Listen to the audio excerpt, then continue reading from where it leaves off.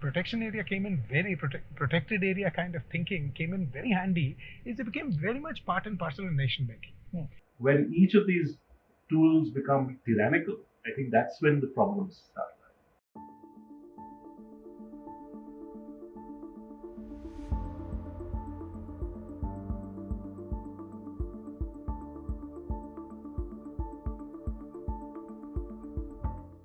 Welcome back, episode 2 of Conservation in the Middle, Knowledge, Power and the Economy. And we've been talking about conservation and the various cross currents of discussion around conservation, what the journey is, where we got here, and what's the path that lies ahead. So in this episode, we're going to look at one specific strand of conservation, which is really the strand, let's say 30, 40 years ago when all of us started looking at conservation in our different journeys, was the predominant strand, the idea of protected areas and putting a boundary around a patch of nature to protect it, the preservationist idea essentially. So maybe we'll start with you, Rohan, because you were talking in the last episode about the limitations, and I think the limitations of the preservationist idea are particularly obvious when you get to the marine environment. But also there's a reason, it wasn't just invented out of thin cloth. There's a reason why we thought of this. Yeah, I mean, I think, the crisis that we were facing in conservation was really the loss of biodiversity. That everywhere we were seeing species going extinct, and populations were collapsing, and all that's very, very real. I think that populations are collapsing, species are going extinct, and the more we are documenting, all we are seeing is these losses everywhere to biodiversity. And the principal reason for that loss really seems to be habitat degradation, overuse, pollution, urbanization, coastal processes. All of these factors are affecting the marine system as well. And a response to that, naturally, is to say what we really need to do is to put boundaries around this particular space. And as long as you put the boundary around the space, nature within those boundaries will recover. And so, you take that, that idea, which is, I think, it's a common sense idea, that you stop using things and things will bounce back. Right? You stop taking fish out of the sea and fish populations will recover. You fast forward several years and then you have large conservation projects where the purpose of the project is to find the most pristine parts of the sea. And so what you have is these large cruise ships going into the most isolated parts of the world. You have a bunch of divers and experts going in looking to see what biodiversity you have in the area. And based on certain simple metrics like how many sharks you have in the water, for instance, you say this area is a good area to protect. You draw a boundary around that. You work with politicians and and policymakers. You establish that as protected areas, and then nation states can basically claim that we have the largest marine protected area in the world, or whatever. And then countries compete with each other for that, and that's been a project that's been continuing around the world. And you have over the last 20 years or so an expansion of these marine protected areas, which are considered to be the gold standard for what you should do to conserve biodiversity. But increasingly, we are finding that while the biodiversity crisis hasn't abated at all, there is another crisis that is on the horizon, and it is becoming more and more urgent and much more important to consider, and that is the climate change crisis. And the climate change crisis doesn't know boundaries. It doesn't matter, where you draw your boundaries. Climate change, because it is affecting the global common of the air and the water. It affects pretty much everywhere, regardless of your fences don't make a difference there. And in the marine system, that becomes very, very clear. And so, even though as conservationists and as conservation scientists, we bend over backwards to show how marine protected areas deliver a huge amount of good when it comes to protecting biodiversity, increasing resilience, and all of that. It is an increasingly difficult thing to justify, even within the conservation science sphere, that these spaces that we have established at a huge cost, both to the economy as well as to local communities, okay, are actually delivering the benefits for which they were set. What do you think about the terrestrial protected areas? First of all, how many terrestrial protected areas do we have in India? I think there are some 4 legal categories. Across those 4 categories, I think we have over 1,000 protected areas in India today, and of which wildlife sanctuaries and national parks and tiger reserves would be the most numerous ones. And they all fall in some part of the spectrum of strictness of protection. And the aspiration is to make these places free of human presence of a particular kind, while making space for certain kinds of human uses of these areas to continue to flourish and thrive. So there itself, and I think very much like marine systems, where I think you can see it more physically and obviously that there are no boundaries.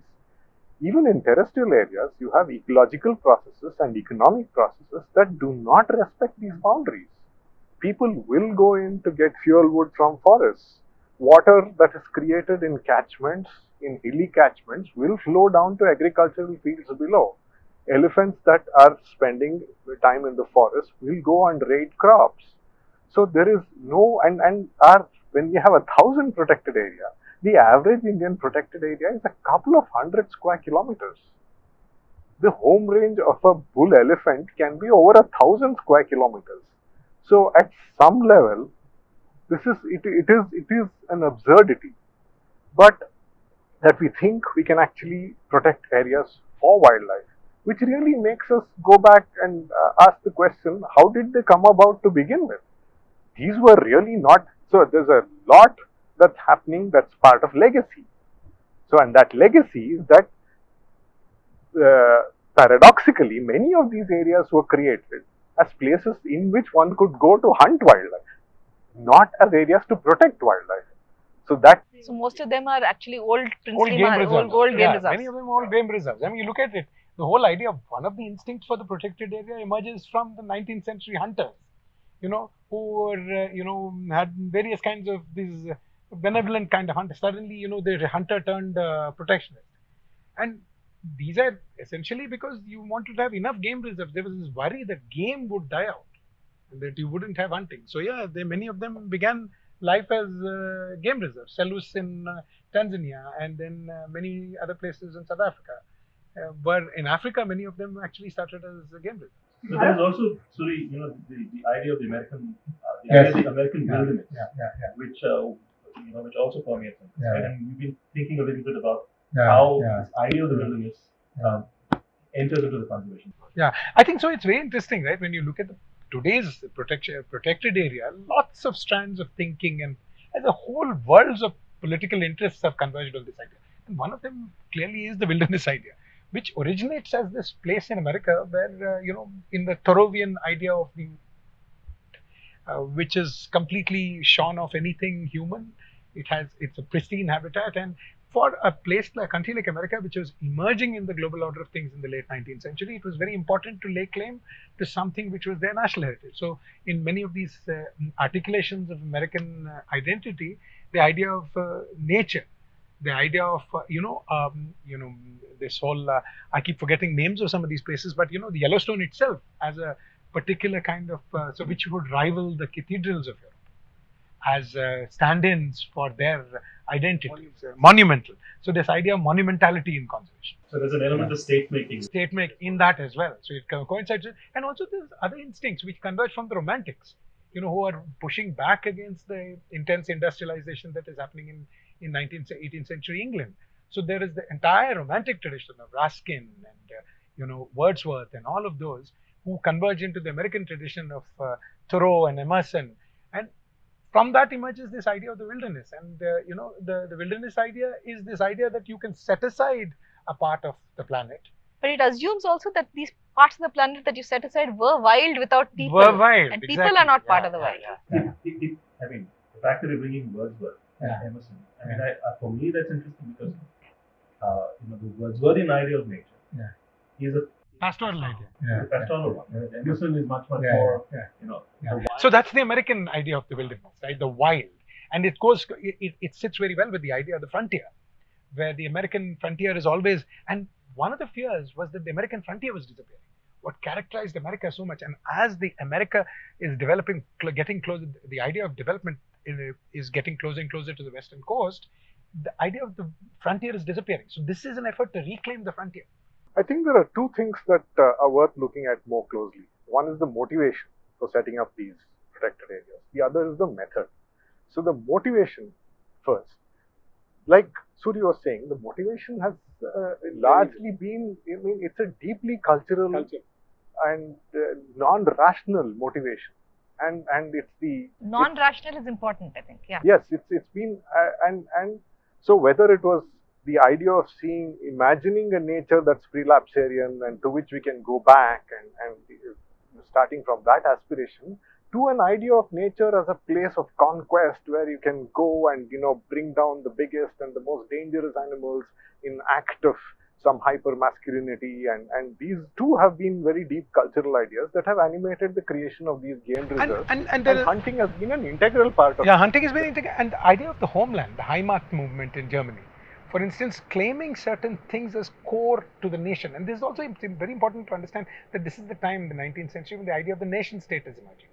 So national identities reside inside these monuments, right? It could be cathedrals, it could be Yellowstone, it could be Old Faithful, the Giza, right? It could be, massive natural monument, it could be the, the coral reefs of Lakshadweep. Coral reefs of Lakshadweep. And as part of a larger, part of the empire and the imperial, and that's something very important. Colonial project, these things acquired other meaning as well. So our forests were being protected and reserved with nature nowhere in sight. The whole idea was to provide timber to the British, and similarly, the wildlife, protecting wildlife was to protect it in order that it's available to hunt. So this was a certain conceptualization of a resource to a very particular segment of the population. And the supply chain demand. Essentially, supply chain demand, which you did with modeling and equations. So the Indian Forest Service, why is it completely populated by German foresters? Dietrich Brandis is the man who comes in, because the Germans have sort of perfected this art of, never mind the fact that they failed miserably after a few, the idea of kind of having these age segregated, class segregated, kind of, girth segregated kind of forests, trying to temper forests into almost plantation-like objects. And that same sensibility is brought, that same learning is brought into the Indian forest. From temperate forests where they could apply to tropical forests where they're biodiverse, then they won't apply, and then to seas where I think it's impossible to make To give credit to Brandes, he did take some of these into consideration. The Tangay system which he saw in Burma, and they were trying to incorporate some of these traditional knowledge into that. But of course, there's a pushback, and it's really the need to optimize the resource, which is really one of the key reasons for protection. So there was this whole idea of the pristine wilderness as a cultural identity. There's this idea of hunting, which is really critical. Then there is this idea of a pure resource and the resource management for empire. So there are multiple of these instincts which are actually converging. But what's interesting is science is not on the vanguard of at all. Science is bringing up the rear. So science is trying to say, oh, okay, we have all these areas.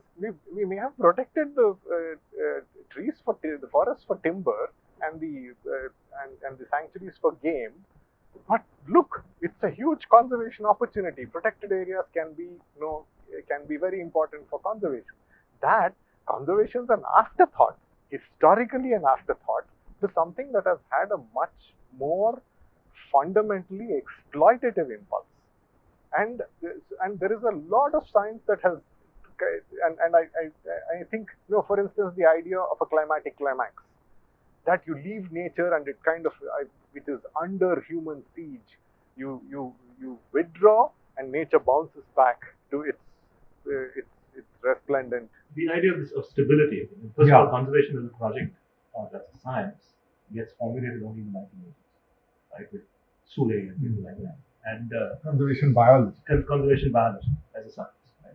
And to me, there's an inherent contradiction in calling conservation a science as well, because you'd expect that science in the Western form is objective, non-ideological. It has clear sets of hypotheses. You go in with them, you test them, and all the rest of it. So you have all those trappings of science, but at the same time, conservation biology as a discipline is not without ideology. It has a clear purpose in mind. It's something that it wants, which is to some extent against how you normally think of as Western science. Western science doesn't want anything apart from an understanding of the grand universal principles that underlie the workings of the universe. And the way so I call it a mission-driven science. It's a mission-driven science. It is a mission-driven science which says and it is equivalent to it says something about it being equivalent to warfare, okay, against political science. So he says cancer biology is the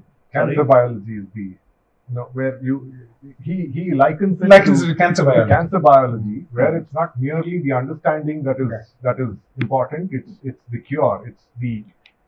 It's being able to fight against and overcome the. But it's also worth noting that Sule was this mission-driven conservationist, and then got disillusioned and disenchanted with all of this and went away to Buddhism for a while. Oh, did he really? Yeah. Yeah. But that sort of brings me back to, I mean, you're saying, Madhu, that India has 1,000 protected areas, and we didn't start with the 1,000 protected areas. And around the world now, we're sort of going at the same time that we're saying we want sustainable development in the markets, which we'll of course discuss in the next few episodes. We're also going full blaze ahead saying that now with climate change and protected areas, biodiversity collapse and extinction, we need to expand our protected areas. And there are two major ideas right there. So one is half earth, which is one of the very famous, ecologist E.O. Wilson has really very famously promoted, which is the idea that you must set aside 50% of the earth for biodiversity protection. The remaining 50% of the earth, you can do whatever you want to. And then there's also the more famous, what Rohan was alluding to just now, 30 for 30, which is 30% of the world is protected by 2030. And of course, these ideas are more evolved than they were under preservation, because now they're saying indigenous communities should be part of protected areas, a local community should be part of protected areas, urban areas when people come in with, as far from the indigenous tribal movements. If you look at urbanization as one end, even there you can have protection and should have protection. But where do we go from here? So from all of you, what do you think are the pros and cons? I think, there are lots of tensions in this project, right? One thing which is happening is, I think, and that's probably something which is very interesting and which is the direction things should go, is a certain diversification and certain democratization of the idea of protected areas itself. That it is being framed and shaped in different places to suit different requirements. And this has not been because some constituency has given up its agency willingly. It is because other agencies have sought this kind of path, namely indigenous communities around the world. And I think it's also for challenging the role of the state. Where the preservation and protection area came in, very protected area kind of thinking came in very handy, is it became very much part and parcel of nation making. And I think in the Indian context, it can clearly be seen as a part and parcel of state and nation making. So I think there are the movements pushing against this. But in some sense, the 50 for 50, which is the Wilsonian idea of 50 half Earth, is taking this entire one size fits all approach to the entire planetary scale. And it has an interesting equivalence in the early part of the 20th century. As the Yellowstone idea started becoming very interesting, and various constituents from states to market players, others got interested, it started spreading around the world. And even what would be earlier stage conservation scientists got very interested.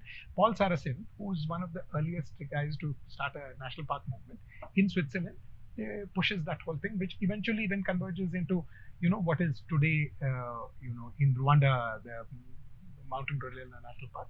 All of these were for various constituents, all came onto the bandwagon. I think what is interesting now is that diversification. So I think some of these have to be seen in that context, that if you're looking at half Earth is trying to take this, like Madhu was saying, an intrinsically sensible idea maybe to absurd scales, right? To taking it to a point which is one size fits all at the planetary scale. I mean, I think one thing to remember throughout these conversations is that every one of these tools in our conservation toolbox has value. But it has value at a particular scale in a particular context. When each of these tools become tyrannical, I think that's when the problems start. When you start thinking of them as panaceas, these are the magic bullets that are that are going to solve everything. And that clearly is not true, because each of these tools that we have evolved in conservation have problems. They're deeply problematic in terms of their basic assumptions that underlie them, okay, as well as what it takes to implement them and to keep them effective. And so I think that is the larger frame that we are, that we confine, that in our critique of conservation, we're not saying that these tools are inherently wrong. I think each of them work. Yeah, and also protection is not such an alien idea. Actually, if you look at it, protection has been part of all cultures. Sacred forest, Sacred Devakadu. forests. Yeah, all are sacred forests. Yeah, true. Yeah, so protection is not a terribly alien idea to human culture. I think a couple of things also worth thinking about is, I mean, we talked about the motivation to conserve. I also think we should talk about the method that we've used to do this. So because our motivations were exploitation, I don't think our methods suited the purpose. So it wasn't. So today we inherit a large number of areas that were set aside either to for extraction of timber or for hunting of game. And today they've taken on. They're wearing new cloaks. They're in new robes. We've dressed them up differently. But I think the original method by which they were created are going to haunt the body that wears those cloaks of the protected area. What do you mean? So what I mean is that reserving of forests, the way forests were reserved, were done so with a clear purpose to improve the access and stability of timber supply in the Indian context, particularly, and many other parts of the world. Yeah. So nothing stood in the way of the colonial pursuit of achieving this.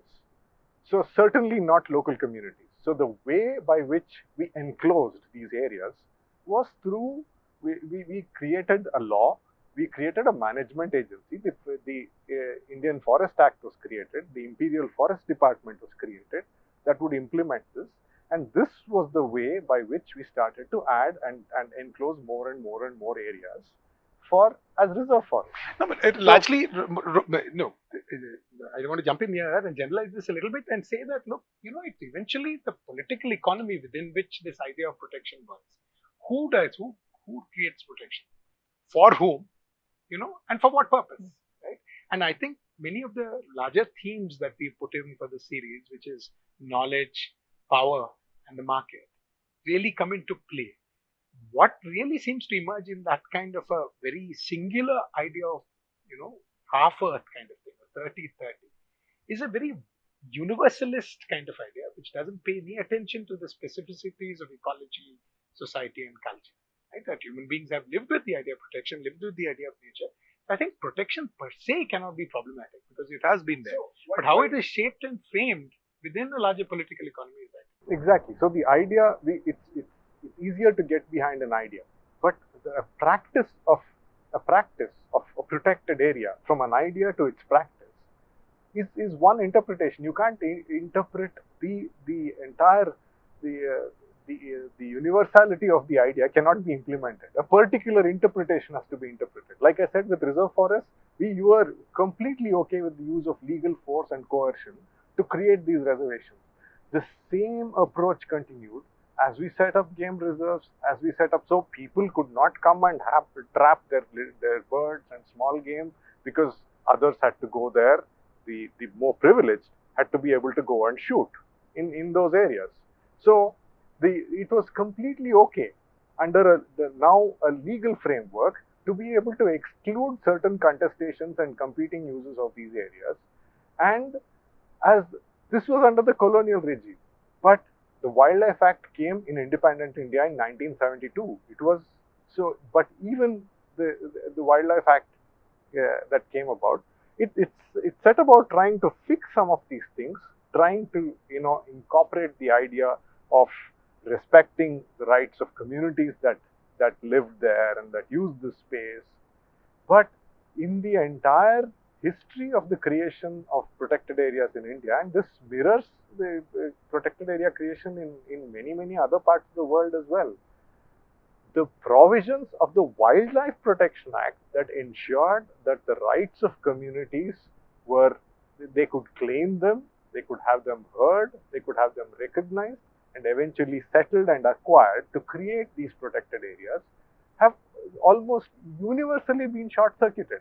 No protected area has bothered to go through the process of creating these protected areas under a due process of law. And this is a very, very huge baggage to carry, because people who have predated a protected area have been rendered illegal and continue in many places to No, but reside Madhu, there. that's also because a particular idea of the nation has played out, right? The particular idea of development is played out in post-colonial countries. So there's a very specific history to that. So I think pulling back from here to say, where would one try, as we've been trying to think of, where to look, where to locate the idea.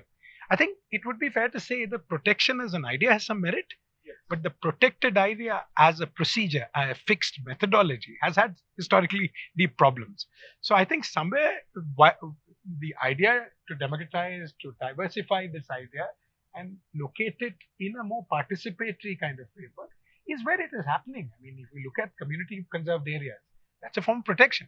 But communities have some empowerment. But of course, this will all mean that the larger, again, this 800-pound gorilla is the state in lots of these areas. So I think that pushback has to happen against the state, and which indigenous communities are doing. The way I would think of it is, I mean, very much an Eleanor Ostrominian way of looking at the world, which is to say that you need to have polycentric governance or multiple levels at which multiple things are happening, and protected areas, like all of us have been saying, is one part of that toolkit.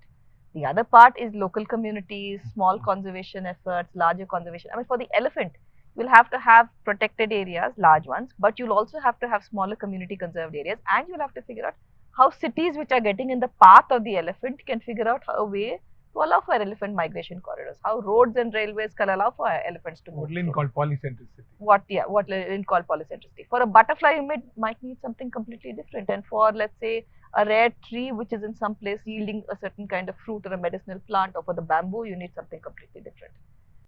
The basic, that's where we get our targets to the sustainable development goals, which we'll talk about in the next episode, because I think the idea from a community's perspective would be a good life for all, and for them, they're looking at a good life for all, not from the human perspective alone, but for humans and the rest of the planet that they share life with at the same level.